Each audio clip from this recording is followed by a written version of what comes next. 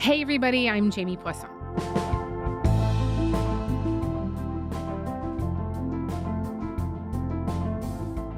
It's the most effective way for social changes, humiliate your enemy and make them poorer. Primary way to create peace in this world is to scare our adversaries when they wake up, when they go to bed, while they're seeing their mistress. Whatever they're doing, they're scared. Palantir is here to disrupt and make the institutions we partner with the very best in the world, and when it's necessary, to scare enemies and on occasion kill them.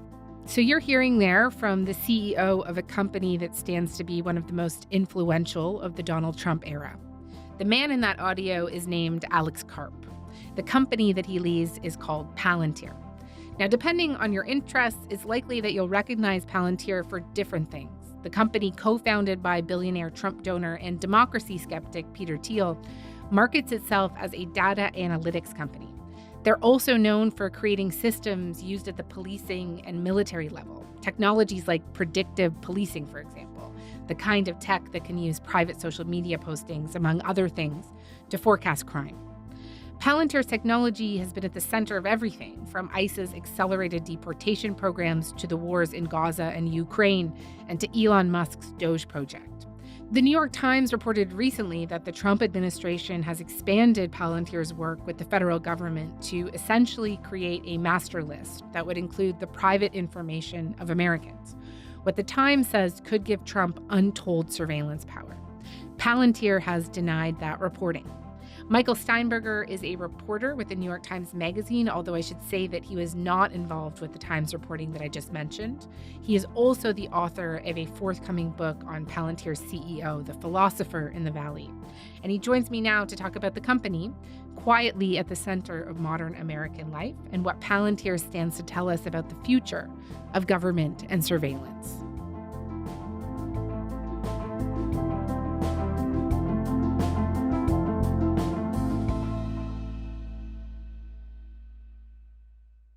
Michael, it's so great to have you. Thanks for coming by. It's a pleasure to be with you. So Palantir has worked with the CIA, the Pentagon, the Israeli government, the NSA, to name a few, but also the likes of the UN World Food Program and companies like Airbus. And how would you describe the work that they do? Palantir produces software that enables organizations to make better use of their data. Software that can pull in huge streams of data, various forms of data, structured like spreadsheets, unstructured like video, and text messages, and kind of pull it all together and and basically the software can find patterns, trends, connections that would take human analysts hours, days, weeks, or sometimes forever to find. Essentially pattern recognition software in a lot of ways. The company has literally named itself after the Seeing Stone in The Lord of the Rings, which is something I didn't know until this morning. A Palantir is a dangerous tool, Saruman. Why? Why should we fear to use it? And I saw that Bloomberg described the company as kind of like a spy's brain that, as you mentioned, combs through data sources. So like financial documents, airline reservations, cell phone records, social media postings. It finds all these connections, and then it presents the linkages in these kind of colorful, easy to interpret graphics that look like spider webs. I know you've sat through a bunch of demos. Like, does that track? Yeah, no, it does. You? I mean, you can get the results presented in a variety of ways. It's important to point out that Palantir does not take custody of the data that an organization has. It simply allows an organization to make better use of its own data. Palantir doesn't store that data. It doesn't sell that data. The software is equipped with pretty rigorous privacy controls that if they are used, limit access to data to people who just on a need to know basis, on an authorized basis. So there are a lot of safeguards built into the software. One of the big questions has always been, it's ultimately up to the client to decide how rigorously they wish to enforce to use those guardrails.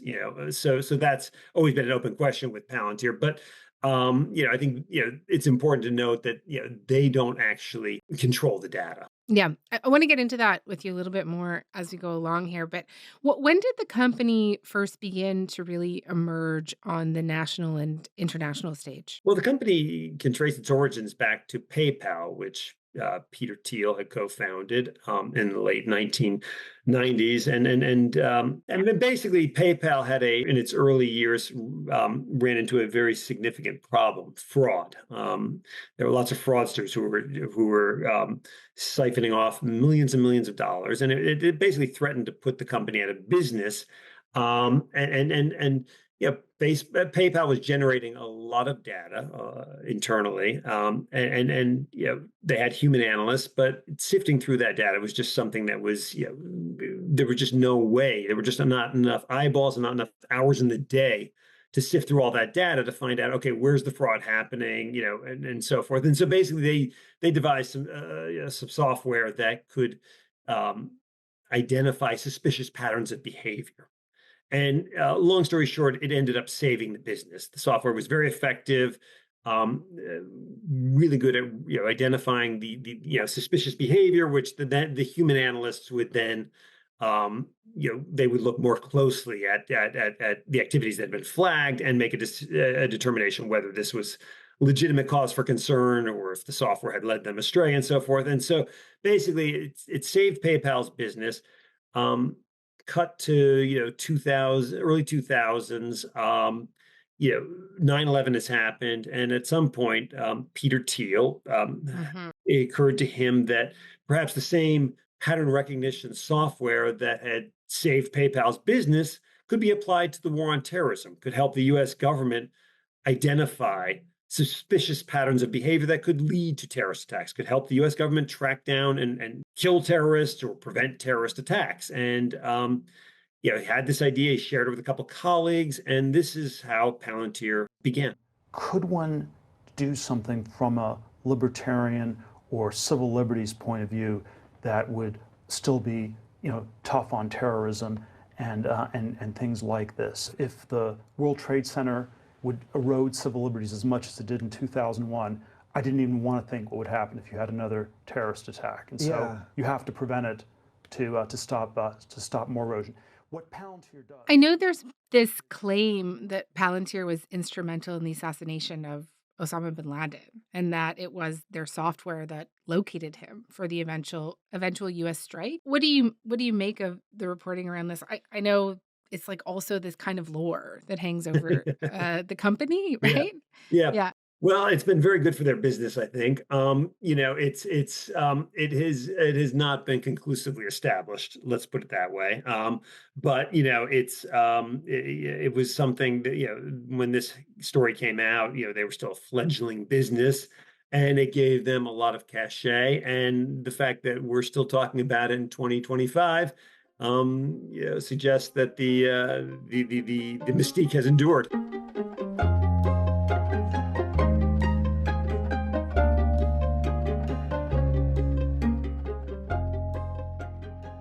Can you tell me a little bit more or a little bit about CEO Alex Karp's role? I know that he and Peter Thiel met as students at Stanford University, right? But you have described, you've described them as political opposites. Yes. Yeah. Well, they were classmates at Stanford Law School. They bonded over their shared unhappiness with law school, and of their love of political debate. They went after each other pretty vigorously. Thiel was a libertarian, kind of already a somewhat well-known figure. He had started a right-wing newspaper as an undergraduate at Stanford, and Karp was considered himself a person of the left, and they spent a lot of time at law school playing chess and interrogating each other's political positions. We've been fighting about politics since we met at Stanford. I always think that these things are a problem if there's some kind of surprise, or if you're committed to only having friends that agree with you. So they formed a friendship there. After law school, Karp had no interest in pursuing a career in the law. he went to Germany to pursue a doctorate in social theory at the Goethe University Frankfurt. So he spent a number of years in Germany doing that. And while Thiel was trying to get Palantir off the ground, Karp had returned to the Bay Area, to the San Francisco Bay Area. They reconnected. Thiel was struck by Karp's ability he was a very persuasive figure. Karp was doing some fundraising for a Jewish philanthropic organization at the time, and he was really good at getting people to buy into ideas. And Thiel was struck by this and asked him ultimately to join this startup called Palantir. I know Karp has been described as an enigma. But also, in some ways, he does sometimes both look and talk like a bit of a supervillain in a Marvel film, or like a mad scientist or something. He has this kind of messy mop of hair. He often says outlandish things like he dreams of drones striking his business enemies. He often rambles on about the superiority of the Western world and the need to bring, quote, violence and death to our enemies. People want to live in peace. They want to go home. They do not want to hear your woke pagan ideology. They want to know they're safe. And safe means that the other person is scared. That's how you make someone safe. I think the West, as a notion and as a principle upon which it is executed again, is obviously superior. Love the idea of getting a drone and having light fentanyl-laced urine spraying on analysts who tried to screw us. Can you talk to me a little bit more about Alex Karp, his view on the world, and Palantir's place in it?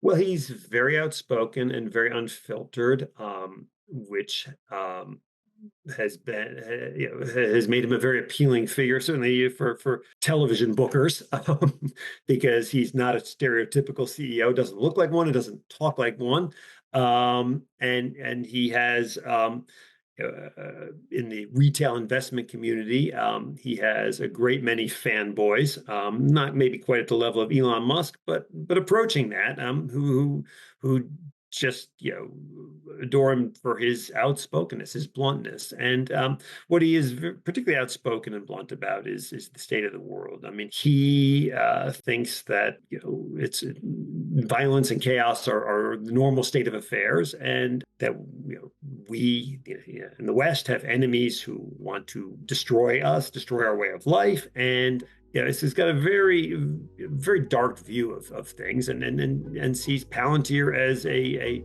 crucial element in the defense of the West, in the defense of our way of life.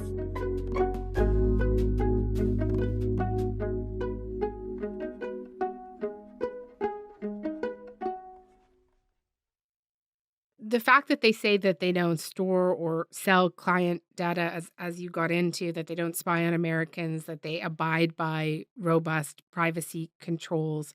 How does the company square that position with the work that they've done alongside organizations like the NSA, for example, or as another example, Palantir was implicated somewhat in the Cambridge Analytica scandal when back several years ago, all this data was improperly harvested from Facebook to target voters. Well, in that case, and the Palantir, the former Palantir employee who was implicated in that, admitted that he was freelancing. But I think it certainly called into question, if nothing else, the sort of oversight internally, because they work in very sensitive areas, and that was a really, really bad scandal, and one that may have had significant, implications for the 2016 presidential election. So, there have been controversies that have called into question just how ethical Palantir is, how much it adheres to the standards it has set for itself. And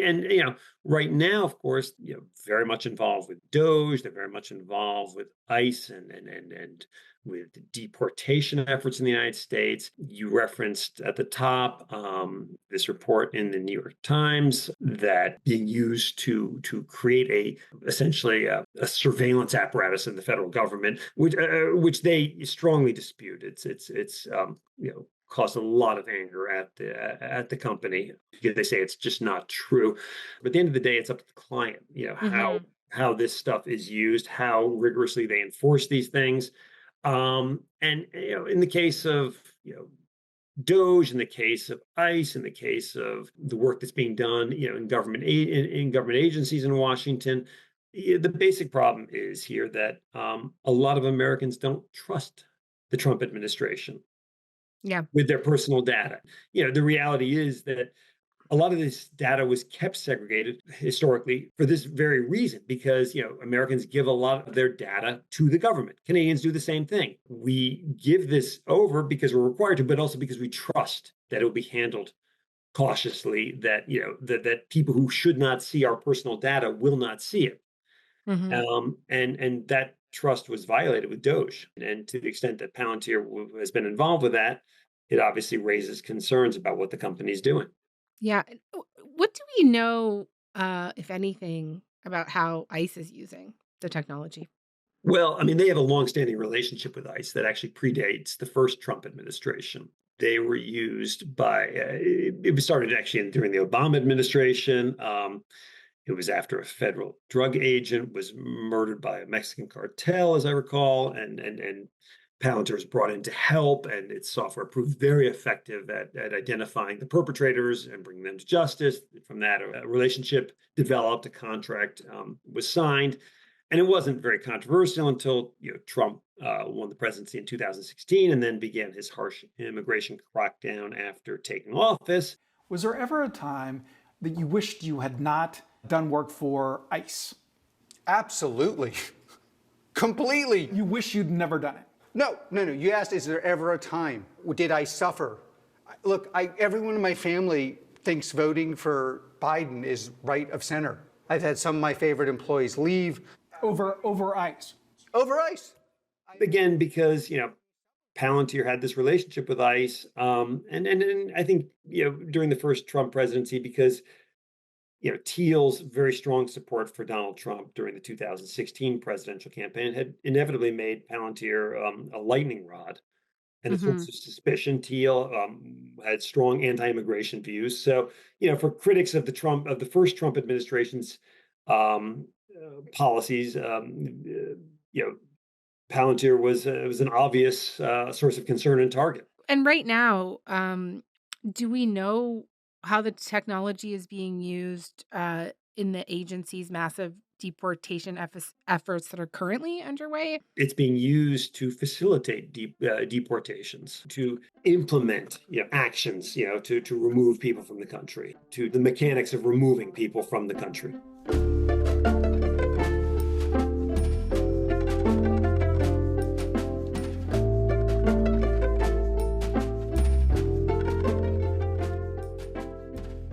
One of the more controversial endeavors that we haven't talked about yet is the work that they've helped to do in the world of so-called predictive policing. And can you tell me more about how this works and how successful it's been? Well, it hasn't been very successful in the sense that they don't have any relationships at the moment with any major police departments in the United States. They did. The most notable and long-standing one was the Los Angeles Police Department, which used their software as part of a program that I think could fairly be characterized as predictive policing. Basically, trying to identify areas, neighborhoods, streets, what have you, where crimes were, likely to occur based on past patterns. And, the police would use that information to try to prevent future crimes from happening. The controversy with predictive policing, certainly in the United States, is that it is this algorithmically driven policing, if you will, reflects, human biases. That's always been the criticism, and reinforces, in the view of critics, racially based policing. So that it's targeting minority communities disproportionately, and also that it was pulling a lot of innocent people into the police dragnet. For instance, I mean, the software was taking in information from automatic license plate readers. So, if I'm driving down Sunset Boulevard, my car is being photographed, and that information is being entered into the system. And even though the system has no reason to have me in there, I'm in there. Right now, it seems like the company is involved in war. It's a major defense contractor So, in the United States. yeah, I want to talk. I want to discuss that with you a little bit more. Like the technology is on the front lines of wars everywhere from Ukraine to Gaza. What are they doing there? Well, it's a variety of things. In Ukraine, well, they did give the Ukrainian government their software. Karp in May of 2022, so just after the war started, went to Kyiv and met with President Zelensky. Quite a brave thing to do. I mean, it was the war. The country was at war, and he went. He wanted to signal Palantir's support for Ukraine, and they ultimately opened an office there and supplied the country with their technology. Hybrid war, meaning software plus low-grade munitions plus heroism, outperforms conventional war, which is one of the big lessons. And we've been in the background on this on the software side. Technology is also used by the U.S. military. It's been used by multiple branches of the military, and it played a part in helping the U.S. military help the Ukrainians try to repel the Russian attack. Mm-hmm. The software pulls in a lot of data. In that case, it was pulling in data from generated by satellites, by cell phones, all sorts of stuff, and it was it played a significant role, as I understand it, in helping the Ukrainians withstand the initial Russian thrust into Ukraine.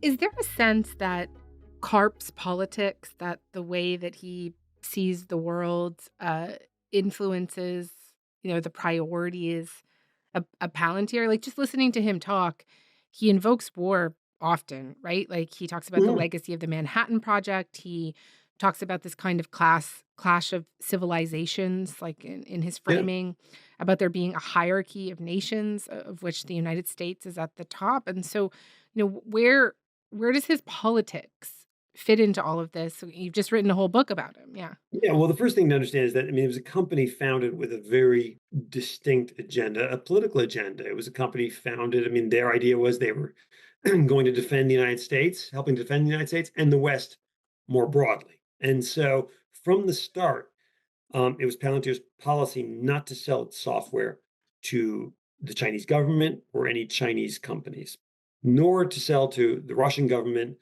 or any Russian companies. So, and at least with China, that was a pretty bold move back in the early and mid 2000s, in the sense that, China was a booming market, and I think, a lot of potential investors looked at Palantir and said, you're going to forsake, the world's preeminent emerging market. But, I would say now that those decisions have been validated, in the sense that the view at Palantir from its inception was that China was an adversary, Russia was an adversary. That was not by any means the consensus, in 2005, say, and I think now it certainly is. So always a political agenda with the company, and as I said before, Karp has a pretty bleak worldview. And this goes back a long, long time. He just thinks that violence and anarchy are sort of the natural state of affairs. And as he put in one earnings call a couple of years ago, Palantir was built for bad times. Mm-hmm. The idea here is that this is a company that they're not promising us a utopia. They're just it's software that can maybe make the world a little less dangerous. That's their pitch. And certainly his views have hardened, October 7th, for instance. Yeah. Well, certainly Palantir has come under sharp criticism for its work with the IDF in Israel, right? And Karp has been criticized. People have confronted him quite a lot about that. Palantir kills Palestinians with their AI and technology. Oh. They're killing my family in Palestine. Yeah. And How do you sleep at night? well, if you he's pushed back pretty aggressively, hey? Well, he has pushed back aggressively. I mean, it's a company that had a relationship with Israel before October 7th. That relationship has deepened. There's also been, it seems, some misreporting or misinformed reporting about what exactly they've been doing. But by the same token, Karp clearly makes no apologies for what they're doing. Your AI and your technology from Palantir kills Palestinians! Mostly terrorists, that's true. He believes that Israel, defense of Israel, is integral to Palantir's mission of supporting the West, and something that he also takes very personally. He is Jewish, and it's part of his identity that he feels very strongly about, and so for both personal and, I suppose, ideological, political reasons, supporting Israel was supporting it loudly was his inclination from the start. Mm-hmm.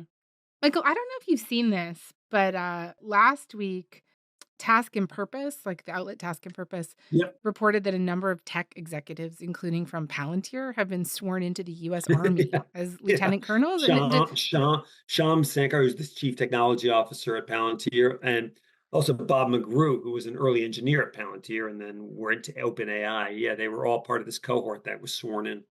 Huh.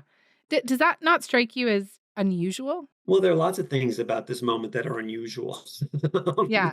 And, I would say this. Palantir has become a major defense contractor. And, Palantir makes this argument. All these defense tech startups make this argument, but there are also a lot of defense experts and people in the Pentagon who believe that, the future of war is going to be very different. It's going to be autonomous, semi-autonomous weapons. It's not going to be these heavy armaments that have traditionally been made by the traditional defense contractors. And so there's a real revolution afoot in the defense industry. And Palantir's at the vanguard of that and looking to remain so. And so, you had over the weekend Donald Trump's Army Parade in Washington, and Palantir is one of the corporate sponsors. Special thanks to our sponsor, Palantir. What do you make of the argument, really one of the primary concerns here when it comes to Palantir and those like them, is this idea that the work of government is being outsourced to private industry, to billionaires, to CEOs that are not beholden to the same kinds of checks and balances or Congress. What would you make of that argument when applied to Palantir? Well, I think it has to be seen in the context of this moment. I think most people would agree that anything that can make government operate more efficiently is not a bad thing.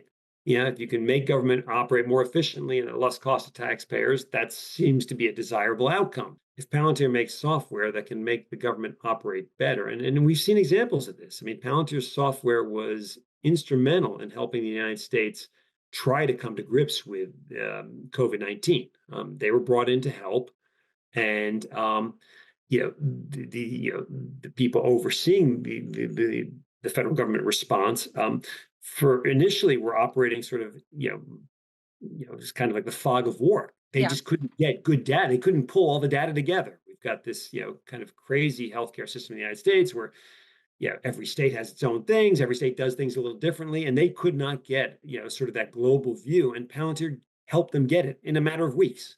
So you look at something like that and you say, okay, well, this is a pretty good thing, huh? and so forth. But I think it's in the context of this moment that it's problematic because again, DOGE acted in a way that it may have been illegal for one thing.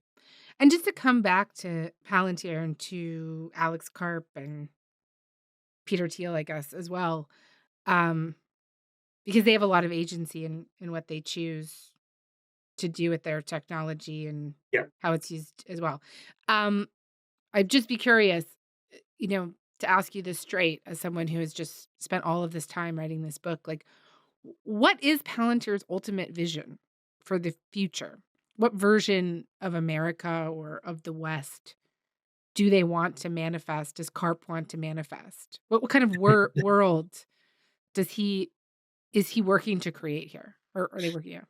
Well, that's a really good question. It's a complicated question. I mean, if Peter Thiel has expressed, views about, politics and democracy and what his end game here is. Yeah. I don't. It's actually not democracy. It sounds like. Well, he has made clear that he is not a fan of it. That he thinks it is incompatible with freedom, by which he means economic freedom. Yeah, there's a lot of speculation about what his end game is here, and he's not running the company. He's not involved in the day-to-day operations. He's the chairman of the board. He and Karp are close friends, and Karp very much values his input. I can't speculate about what his end goal is here. You can read what he's written and draw your own conclusions. Karp, I think, sees, he thinks that Palantir, he earnestly believes that Palantir can make organizations more efficient and therefore stronger. And this is true at the government level, it's true at the corporate level. We are in a software-defined world, and the nation that leads software is the USA. And what does that mean for all institutions? What it means is those institutions have to actually live up to their core mandate. So a country has to have a border, the educational institutions have to work, the military actually has to be scary. You actually can have things function in a way where the outputs are much greater than the inputs. And I believe, and he said this very clearly, that, the determining factor on the battlefield, is software. And even more so now, it's going to be, the country that dominates in AI. And so he thinks of this, he sees, the world, he sees the United States and the West as, being challenged by, countries that reject our way of life, that do not want to live the way we do. He thinks it's an existential danger. And he believes that Palantir is playing a critical role in ensuring that the United States and the West are triumphant in, I think, what he sees as, a new Cold War, if you want, or maybe, something that will be, tantamount to World War III. I don't know. Michael, this was really interesting. Thank you so much. Really appreciate it. Thank you for having me. Appreciate it.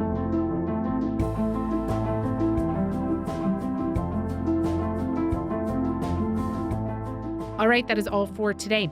I'm Jamie Poisson. Thanks so much for listening. Talk to you tomorrow.